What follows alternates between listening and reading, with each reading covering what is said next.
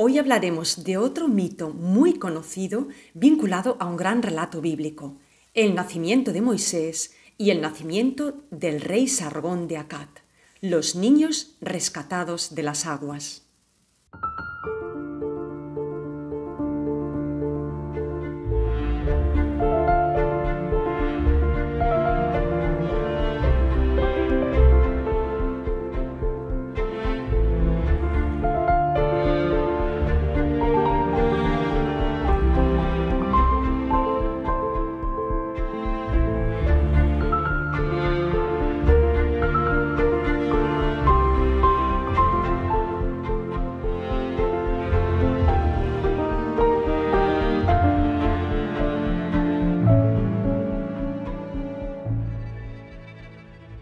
Un bebé recién nacido en una canastilla, rescatado de las aguas de un río.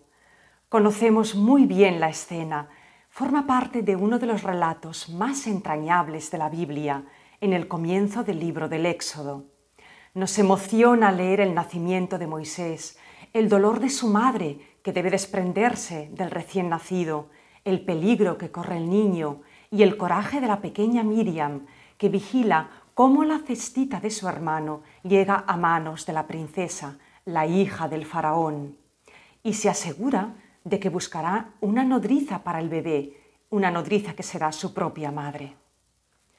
Sí, la historia de Moisés como niño rescatado de las aguas nos es muy querida y familiar.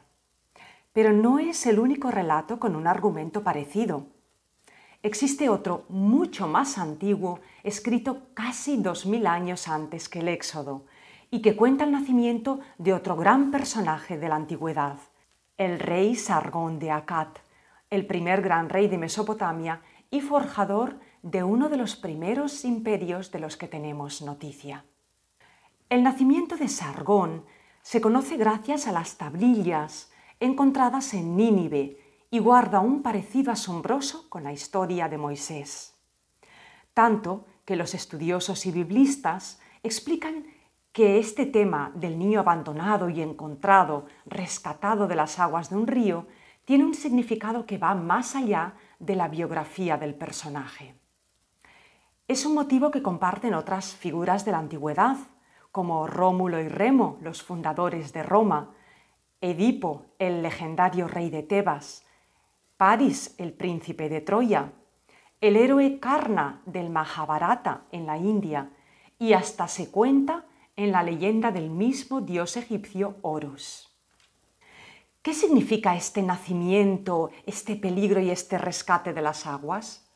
En primer lugar, señala que el héroe es alguien que superará las dificultades de su origen, a menudo un origen humilde. Su grandeza no dependerá de la estirpe, sino de sus hazañas. Cualquier persona del pueblo llano puede ascender muy alto. En segundo lugar, este personaje se salva por voluntad divina. Toda su vida está marcada por un destino que señalan Dios o los dioses. Es un elegido para una misión. Y en tercer lugar, los peligros apenas nacer ponen a prueba la fuerza y el carácter del héroe, que desde muy pequeño debe aprender a luchar por sobrevivir. Estos rasgos los podemos ver tanto en Moisés como en Sargón o Sarrukin de Akkad.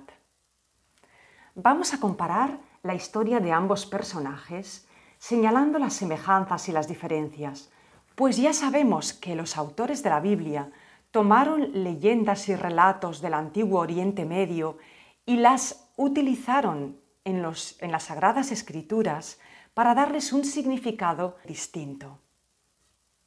En la historia de Sargón o Sarrukin encontramos que su madre era una sacerdotisa, por tanto el nacimiento del niño era ilegítimo y tuvo que ocultarlo.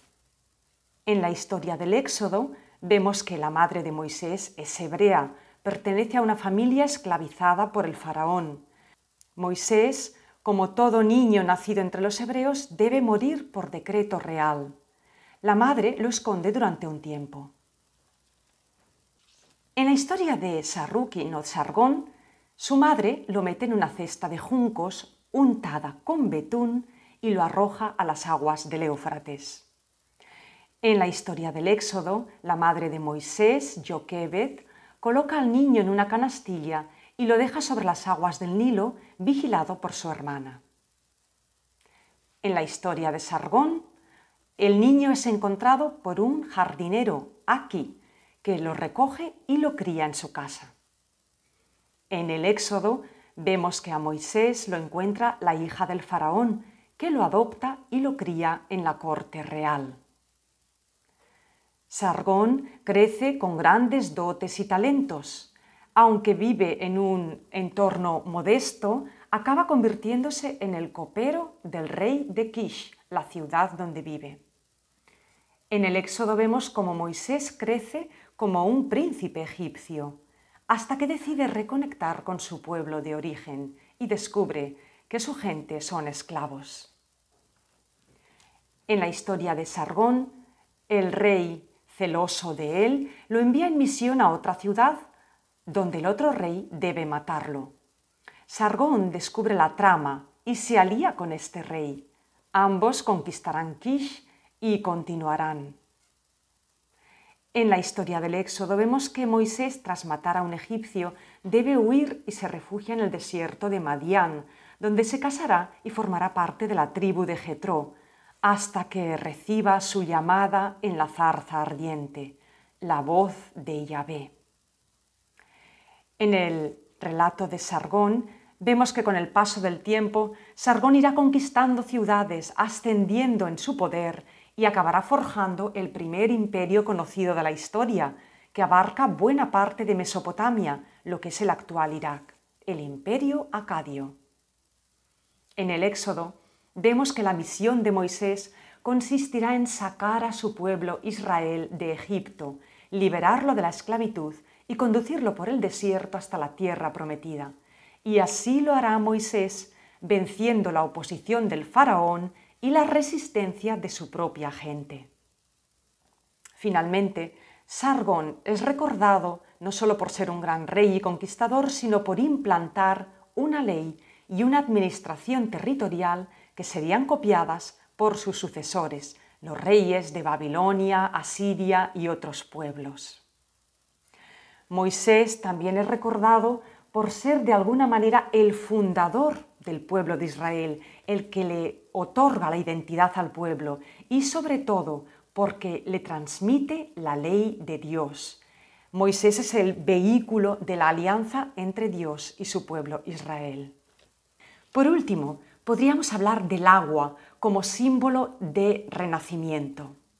El agua es un símbolo recurrente de la vida, es el origen de la vida, aunque también es un símbolo de peligro y de muerte. Pero el agua está involucrada en todos los rituales de purificación, regeneración, renovación y transformación. Al poner a los héroes en estos grandes ríos, se subraya un simbolismo de limpieza o renacimiento que precede a su grandeza. Estar en contacto con el agua o ser rescatado de ella es como un nuevo nacimiento, y esta segunda oportunidad en la vida reafirma su conexión con el destino y el propósito. Este patrón de abandono y rescate no es solo literario, sino que refleja la cosmovisión antigua sobre el destino, la realeza y la importancia de los orígenes humildes. Cada uno de estos relatos destaca la idea de que la verdadera grandeza se forja en la adversidad y no necesariamente procede de un linaje aristocrático o real. El Nilo, el Éufrates, estos grandes ríos son las venas por las que corre la savia de pueblos y tierras enteras. Por tanto, el origen del personaje vinculado a estas aguas benefactoras también tiene que ver con su destino ligado al futuro de su pueblo. Estos personajes no solo van a contribuir a la vida y al fortalecimiento de su comunidad, sino también a su grandeza y a su propósito. En conclusión, si comparamos ambos relatos, vemos la historia de dos héroes de nacimiento humilde, condenados a morir por los hombres, pero rescatados por la providencia divina. Marcados por un destino glorioso, Ambos ascenderán, superarán graves peligros y lograrán unificar sus respectivos pueblos, dejando una huella imperecedera en la memoria colectiva. El mensaje moral que nos transmiten estos mitos es de rabiosa actualidad. En primer lugar, la grandeza personal no depende de tu origen noble o aristocrático, sino de tu destino. Hay un mensaje de igualdad social y de oportunidad. En segundo lugar, cuando la misión personal trasciende de la propia vida, desde un punto de vista creyente, en esta misión se ve una intervención divina. La voluntad de Dios marca toda la vida de la persona y ésta se abre a su designio. En tercer lugar, en toda vida el crecimiento se debe a ir superando desafíos, obstáculos y peligros. Las pruebas sirven para aprender y fortalecerse. Nos preparan para aquello que estamos llamados a ser. ¿Qué opináis? ¿Creéis que este mensaje se puede trasladar a la vida de cada uno de nosotros? ¿Podéis distinguir en vuestra vida momentos de prueba, de llamada, de lucidez, en los que veis clara vuestra misión? ¿Habéis tenido que superar grandes pruebas para alcanzar aquello que más queríais? Espero vuestros comentarios. Os invito una vez más a suscribiros a mi canal y apoyar mi trabajo comunicando y compartiendo este contenido. Si tenéis alguna consulta que hacer, lo podéis dejar abajo en los comentarios y en la medida que pueda estaré encantada de responderos. Gracias por comunicar y compartir. Hasta la próxima.